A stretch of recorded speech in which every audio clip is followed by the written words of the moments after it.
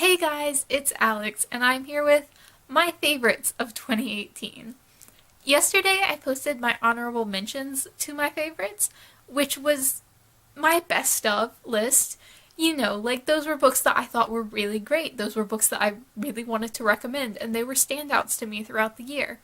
But today's video only has 3 books on it. I had 3 books this year that I gave 5 stars. 3 books that were absolute favorites to me. I don't rate incredibly harshly, but I do save my 5-star ratings for the books that are truly special to me. I don't give out 5 stars to a book just because I love it or think it's a great book. If I did, then all the books from yesterday's video would have gotten 5 stars as well. But 5 stars to me means that that book is a new favorite of mine. 3 5-star ratings in a year is not low for me. I'd say that's probably about average. And when I was going through creating my best and worst list, I didn't have to check Goodreads for these 5 books because these were such outstanding reads that I just immediately knew that these were the 3 that were going to make it onto my favorites list. And since I only have 3, that does give me the ability to talk about these a little bit more in depth, which is kind of why I split this video off from my honorable mentions. Because I am a terrible booktuber, I don't actually have reviews for any of these books yet, although I have planned reviews for 2 of them coming. The other I would have to reread at some point in order to film a review, but that will probably happen sometime, perhaps next year. These are in no particular order of greatness. These books were all equally great. They're just honestly such amazing books. And I don't think any of these will surprise anyone who has regularly watched my channel. The first book on this list is The Unseen World by Liz Moore. This is a historical fiction novel about a young girl whose single father gets Alzheimer's. When Ada Sibelius is about 12, her father is diagnosed with Alzheimer's, and he hides it from her for a while, but she very quickly realizes that something is going on. He's been much more forgetful, and in general, he's just not himself. Eventually, he does get put into a nursing home, and Ada goes to live with his colleague and best friend, at which point she realizes that he's lied about certain things in his past, potentially even including his name. The story takes place mostly in the 80s, although it does flip back to as early as the 1920s and as late as 2010. There's also a little hint of sci-fi in this book, and honestly, this is one of those books that I'd recommend to almost anyone. The only people I wouldn't recommend it to is people who don't like a very slow story, because this is slow, but it builds the characters and their relationships so beautifully. I'm actually listening to this right now via audiobook, and I'm not loving the experience quite as much because I'm not much of an audiobook reader, but it's so worth it just to be immersed in that world again. This book took me about 2 months to pick it up because I checked it out from the library despite it not sounding like something that I would be interested in. Ada's father works at a computer science lab in the 80s, and that really didn't sound like my kind of thing. Like, when I read historical fiction, I don't gravitate towards the 80s, and I really don't like sort of computer science, sci-fi elements in realistic fiction. It's just not something that really draws me in, but this book was beautiful. It was outstanding. It made me cry multiple times. Ada's relationship with her father was so beautifully done. The way it was written, and it felt very realistic in the sense that he was a single father. She never had a mother in her life. He got a surrogate, and that was how he had Ada, which was very odd for the 80s. And her whole upbringing is very odd. And when she does go to school, because she's homeschooled for the first portion of the book, she does have to interact with other people, and she realizes at that point how strange her childhood was, how strange her relationship with her father is. And it's a really heartbreaking book. It's adult fiction, but so much of it is a coming-of-age story, which I really loved because I do love a very serious take on a coming-of-age story. And it's just beautifully done. Her relationship with the boys she has to move in with that become her new siblings almost was wonderful, and just every relationship and every character in this book was so well done and felt so real. And I'm realizing that upon reread that these just feel like real people. At no point do I ever question their motives, apart from as I would another person that, hey, why would you do that? That's not a good thing to do. This book is just amazing. It's one of my new favorites, and I just want to share it with so many people because I've seen a few people talking about it, but not many. And it is one of those books that I just utterly adore. It's everything I want from a book, and I feel like so many people really would love it if they gave it a try. The second book I read from this list was Convenience Store Woman by Sayaka Murata, which I read back in October, and I still don't have a review up for it. I actually still haven't even filmed a review for this book, which is how I am as a person. This is Japanese literary fiction about a 36-year-old woman who works a part-time job in a convenience store. She's been working there since she was 18 and in school, and she's at the point in her life where everyone's like, hey, why don't you have a full-time job somewhere? Why don't you have a husband? Why don't you have children? And she doesn't want any of these things. This book is very strange. I went into this thinking it was going to be similar to Eleanor Oliphant is Completely Fine, which I haven't read, but it does sound like sort of just a woman who has like social anxiety and is a bit odd and not like accustomed to social norms. But this book is not that. I would describe Kiko as almost sociopathic, and not in a cruel way. She never does anything that's cruel to anybody for any reason, because she has absolutely no reason to be cruel. But the way she doesn't understand society and other people comes across as very sociopathic. Like, she truly, to her core, does not understand why breaking up a fight by hitting two children in the head with a baseball bat is a bad thing to do.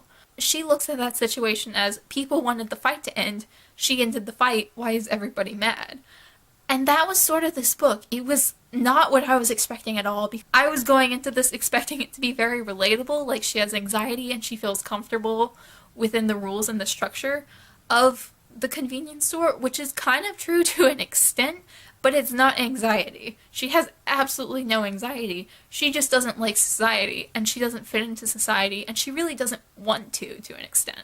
This book deals with the relationship between her and her sister, who she does see as like her only support in the book. She also has friends from school that she tries to fake it with, and for a while she does think she fakes it well, and then she sort of comes to a point where she's like, wait, am I really faking it well? Why does everyone think I'm weird? And then she meets a man who is very strange in a sort of similar way. I don't remember his name, but the man she met was very much a very stereotypical sexist man-child who believes that women are the root of all evil and that he's too good for women and too smart for them, and that's why they don't love him.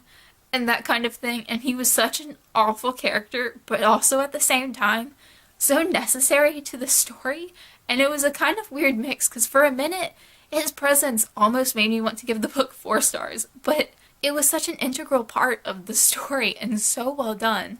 This book was just stunning, and I was so heartbroken when I realized that Sayaka Murata has written several other things, and this is the only one that's ever been translated into English, so she has other writing out there, I just can't read it. I literally read this book in a single sitting. It was like 4 o'clock in the morning and I just picked it up and like read it all in, an hour and a half, maybe 2 hours, because it's quite a short book. It's just, I flew through it, and I actually read a library copy and bought my own copy since then. It was just stunning and beautiful, and like, if you've ever read Neverwhere by Neil Gaiman, the way he makes London into like a living, breathing character of the story is kind of what Sayaka Murata does with the convenience store. The convenience store really becomes a character in the story, and it's so well done. I worked in a grocery store, so if you told me that I would read an author who could successfully romanticize a grocery store, I'd have said no way. But she did, and it worked, and I don't know why it did, but it worked so well, and this is such a beautiful, stunning book. Unlike with The Unseen World, I don't think I could recommend this to just most people, because I do think a lot of people would just write this off as being super weird, which it is, but it's also so worthwhile, and so intelligent, and funny, but like odd funny. Like, you're not really laughing with her, and you're not really laughing at her, you're just sort of laughing because you're uncomfortable and you don't know what else to do, but it was stunning. I actually found this book as a recommendation from Mianacorn over at the Bookish Land. I think this was her favorite book of the year as well, and I need to pick up more books that she recommends now, because this one was just amazing.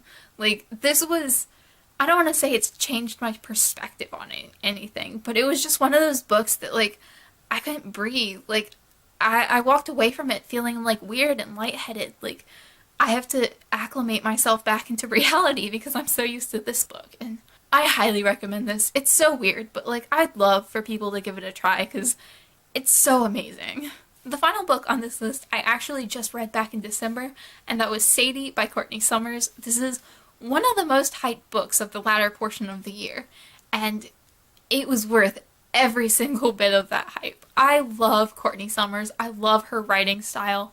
She's absolutely amazing, and it's so nice for me to pick up a book and read it and have it be worth all the hype because that doesn't happen to me very much. I tend to be a very picky reader, and it makes me so happy when everyone's rating something 5 stars, and then I pick it up and I'm like, yes, this is a 5-star read, because Sadie was. Sadie is a young adult contemporary novel about a girl whose sister has been murdered. Sadie then goes on a quest in order to find the man that she believes is responsible for her sister's death. Half the story is about Sadie, and then the other half of the story is a podcast that takes place after Sadie herself has gone missing, as Sadie's gone off the grid to find the man. The podcast is sort of searching for Sadie and then searching for the answers, and it's so well done. With Courtney Summers' books, I've read 2 now, both of which I gave 5 stars, but with her books, I start off the book enjoying them. Like, I do start them and I think they're good, but I'm like, this is 4-star good, maybe 3-star good. This isn't like a 5-star book. But as I continue to read, the story just builds and builds and builds, and it's so amazing. And like, by the time I get to the ending, it's so powerful, and like, I realize that I haven't been breathing for the whole story. It's just so amazing. Like, it's her writing style for me more than anything else. Like, of course her characters are good. Of course everything in the story is good, or I wouldn't have given it 5 stars. But it's her writing style that just makes it that amazing. It's the writing style that really pushes it into a 5-star read for me.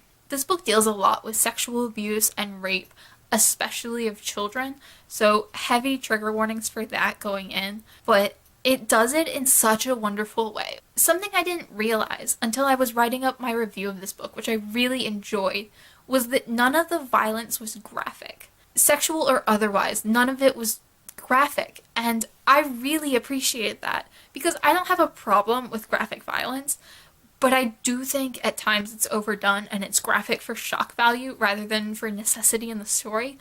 But at the same time, a lot of people who avoid writing about graphic violence become weirdly vague, and it's like very obvious that they're trying to avoid writing about it. And I feel like Courtney Summers did such an amazing job with that. It was all very straightforward, but it wasn't graphic. And she walked that line so well that I legitimately didn't realize she'd done it until after I'd already finished the book.